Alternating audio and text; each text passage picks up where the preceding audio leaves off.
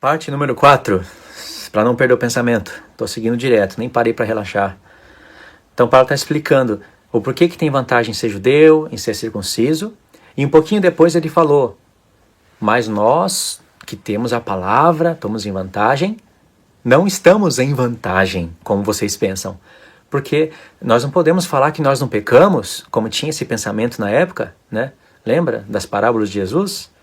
Uma mulher adúltera que chegou lá para se humilhar diante de Cristo, e o fariseu falou, essa daí é pecadora, e se Jesus fosse profeta ele saberia. E Jesus conta uma parábola. Na conclusão dessa parábola, a conclusão é, você, esqueci o nome do fariseu, Simão, não sei, você também é pecador, me deve pouco. Ela me deve muito, é muito transgressora, mas olha como ela se humilha diante de mim. E você que é pecador, me deve pouco, se considera que não é pecador, e por isso que não me ama tanto, ela como é muito perdoada, muito vai me amar. Essa é a conclusão da parábola que Jesus contou para eles. Porque mesmo quem pratica a lei de Deus no regime da antiga aliança, certinho, tem o testemunho do próprio tabernáculo que está debaixo do pecado, está com propiciação, mas sempre está oferecendo sacrifício pelos mesmos pecados. E que pecado? Pelos que estão nas tábuas da lei. Se obedecer tudo aquilo, para que sacrifício? Entende? Então Paulo pensa em tudo isso. Ele não é um calvinista que só pensa na sua própria mensagem, ele visualiza tudo, porque tem nos profetas isso. Aí Paulo fala no verso 8, aqui em Romanos 3, verso 8, não estamos de vantagem, porque olha só o que a lei diz. Aí ele cita textos mostrando que Deus denunciou pelos seus profetas em várias épocas que não havia justo nenhum sequer naquela época. Não é em todas as épocas, com aqueles homens, não é para todos. E Deus sempre denunciou por intermédio de profeta. Ele não vai pegar um profeta que tem veneno de serpente debaixo da língua e os seus pés é veloz para derramar o sangue, para anunciar a mensagem dele e falar, se arrependa, povo de Israel. Olha que povo ignorante é o povo calvinista. Então quando fala não há justo nenhum sequer, quando Deus denunciava, falava, Jeremias, anda pela cidade, vê se acha um justo nela. Tá, isso que eu estou falando está escrito. Jeremias, vê se acha um justo nessa cidade. Ainda tem uma parte que ele fala,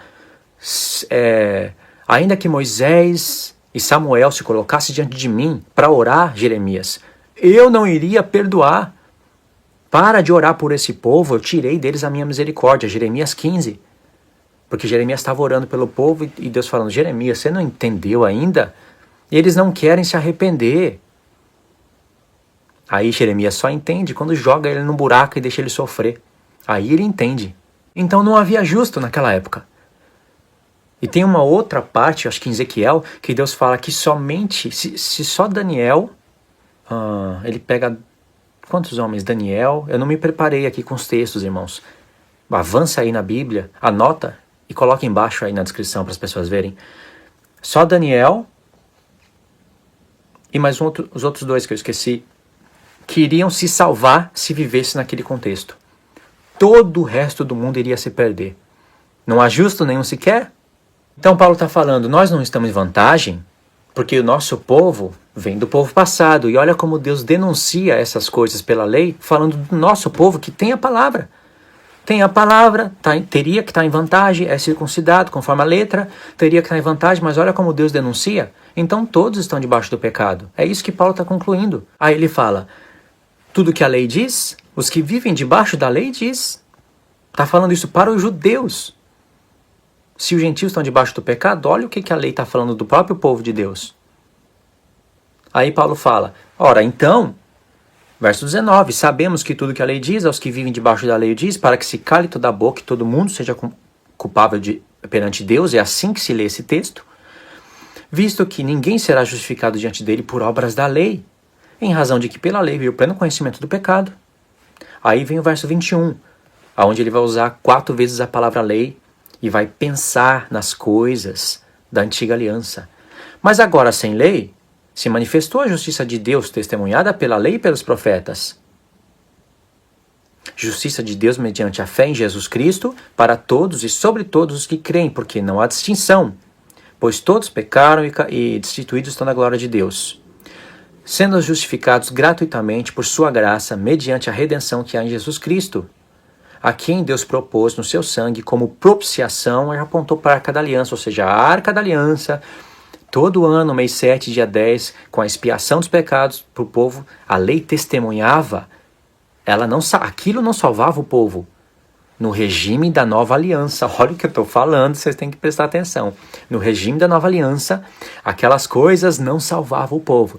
Mas no regime da antiga aliança, Moisés diz, aquele que fizer essas coisas, por elas viverá. O parâmetro de Deus julgar as pessoas no regime da antiga aliança vai ser pela própria lei. Claro que tudo vai convergir no sacrifício de Cristo. Sem sacrifício de Cristo, não tem validade nenhuma. Mas se tem sacrifício, então tem valor aquelas coisas que eles estão fazendo. No regime da antiga aliança, eu vou contar uma coisa para vocês aqui que vocês vão entender perfeitamente. Deus vai julgar as pessoas para a salvação conforme... Ou morreu todo mundo no pecado, porque não tinha Cristo? Claro que não. Então a lei testemunhava. Eu dei um exemplo, né? Abraão, ele cita Abraão também, outro exemplo, que a lei testemunhava o que iria se manifestar no futuro. Então no verso 26, ele fala, tendo em vista a manifestação da sua justiça no tempo presente, para ele ser justo e justificador daquele que tem fé em Jesus. Olha só, Deus tinha em vista, ele suportava os pecados cometidos debaixo da antiga aliança, porque ele tinha em vista a manifestação de Cristo que estava profetizado através de todo aquele ciclo das festas. O dia da expiação realizado na Arca da Aliança é a única festa que envolve o instrumento mais sagrado de Deus, é o dia da expiação. Naquele dia, Deus tinha em vista o que haveria de acontecer no futuro. Então, na dispensação da antiga aliança, aquilo ali justificava o povo. Era com promessas inferiores, como o escritor de Hebreus fala. A nova aliança tem promessas superiores, mas a antiga aliança também tinha promessas. Todo ano, uma renovação de contrato, o povo tinha que ser aceito na festa das primícias todo ano, uma justificação todo ano, entendeu? Na nova aliança não é assim, já é a lei no coração. Mas nós vamos pecar? Vamos, não vamos viver confiando em sacrifícios. Vamos viver confiando no sacrifício de Deus, mas o sacrifício de Deus gera um temor incomparável no nosso coração, incomparável. Ainda mais porque a gente entende o sentido de todas as coisas. Eles não entendiam. E aí no verso 27, vem o que Paulo fala em Efésios capítulo 2. Onde, pois, a jactância, o motivo de se gloriar, foi por toda excluída. Por que lei? Das obras? Obras da lei? Paulo fala, não, pelo contrário, pela lei da fé. Irmãos, aqui Paulo está falando o que falou em Efésios. Somos salvos pela graça e não por obras, para que ninguém se glorie. Não falou obras da lei, mas falou obras, né? Vamos agora contextualizar Efésios 2. De novo ele fala, porque pela graça sois salvos, não por obras. Logo, no verso 9, né, parece que ele acabou o assunto, para o calvinista acabou, mas não. Para quem é fiel à palavra, tem verso 10, 11, 12 e 13. Efésios 2, verso 10, 11, 12 e 13. Aí Paulo fala, portanto, ligou o contexto. Portanto, o que eu falei aqui vai ter que estar conectado com o que eu falei antes. Ninguém é salvo por obras, e sim pela graça. Portanto, lembre que vocês eram acusados, eram julgados, são incircuncisos. Aí Paulo fala assim, por mãos de homens, homens que eram circuncidados por mãos de homens. Vocês eram julgados. São incircuncisos, vocês não têm Deus. Aí Paulo fala, realmente vocês estavam sem Deus, separados da cidadania de Israel, porque não faziam parte nem da primeira aliança. O grupo de Efésios não fazia parte nem da primeira aliança.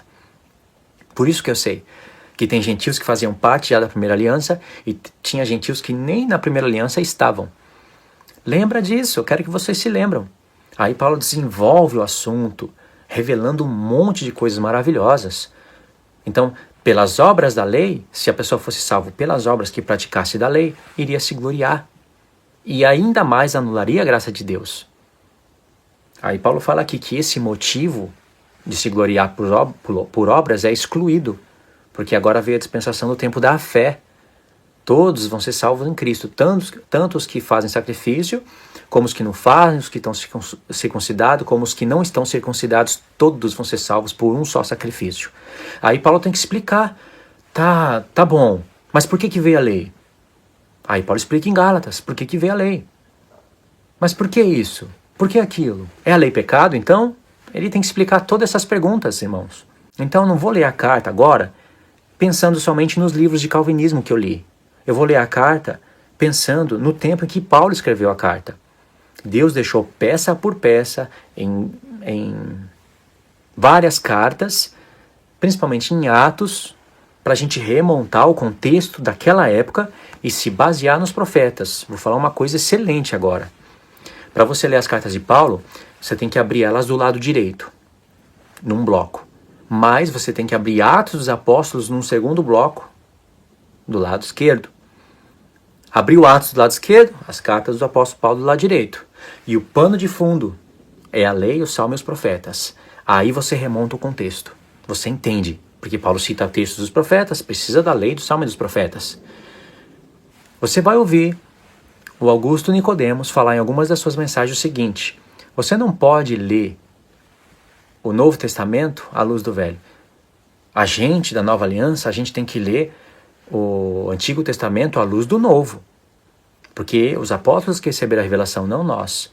Você lê o Antigo Testamento à luz do Novo. Totalmente errado. Você lê o Novo Testamento à luz do Antigo. Qual que surgiu primeiro, o Antigo ou o Novo? O Antigo. As bases que os apóstolos pegam. Não está no Antigo? Não é os profetas que escrevem o Antigo Testamento baseado nos profetas que iriam surgir no futuro. É ao contrário. Quando aparece na carta do apóstolo Paulo, ele citando ali uma coisa no ensino num contexto geral, onde ele fala que Deus disse para Moisés: terei misericórdia de quem eu quiser ter misericórdia. Terei compaixão de quem eu quiser. Aí você segue lendo somente Romanos com a mensagem calvinista na cabeça, você cria uma mensagem calvinista ridícula. Mas o que levou Deus a falar essa frase para Moisés? O que levou? Qual é o contexto dessa frase? Não importa. Não importa é ensinar calvinismo. Como se Deus estivesse falando: eu tenho misericórdia do homem que eu quero ter e do homem que eu não quero ter, eu não tenho. E pronto. Ponto final. Não importa nada, não importa obras, não importa nada. Paulo não está falando nada disso. E o que ele está falando em Romanos 9 é um bloco à parte. Isso daí, claro que é. Romanos 9, 10, 11 formam um bloco. Só que é para acrescentar detalhes no primeiro bloco. Tem que estar relacionado com tudo que ele está falando antes, né? E de fato está. Porque quando chega em Romanos 10, ele fala de obras da lei. Ele fala: o fim da lei é Cristo, para a justiça de todo aquele que crê. Ele está dando conclusões daquilo que ele iniciou a falar em Romanos 9. Entendeu? Tenho que ler Atos também. Carta dos Apóstolos, Atos e os profetas. Ainda tem o Novo Testamento, as palavras do próprio Senhor, as cartas de Pedro, que são preciosíssimas, Tiago, cada carta tem a sua preciosidade, mas Paulo escreveu mais, eu dei o exemplo por causa dele, porque ele é o único que fala de obras da lei assim. Entendeu, irmãos? Então Paulo falou aqui, no verso 28, concluímos, pois, que o homem é justificado pela fé independentemente das obras da lei. Nada de 10 mandamentos, nada de que o homem não precisa fazer obra para ser salvo, porque é somente pela fé. Não é essa a mensagem do apóstolo Paulo. Verso 29, é porventura Deus somente dos judeus? Não é também dos gentios? Sim, também dos gentios. Visto que Deus é um só, o qual justificará por fé o circunciso e mediante a fé o incircunciso. Anulamos, pois, a lei pela fé? Não, de maneira nenhuma. Antes, confirmamos a lei. Por causa de duas expressões aqui, que é a lei da fé, no verso 27. Lei da fé. Que lei da fé é essa? E por causa disso, não vamos anular a lei, vamos confirmar a lei. Paulo vai ter que escrever Romanos 4, explicando o que é a lei da fé e como que se confirma a lei.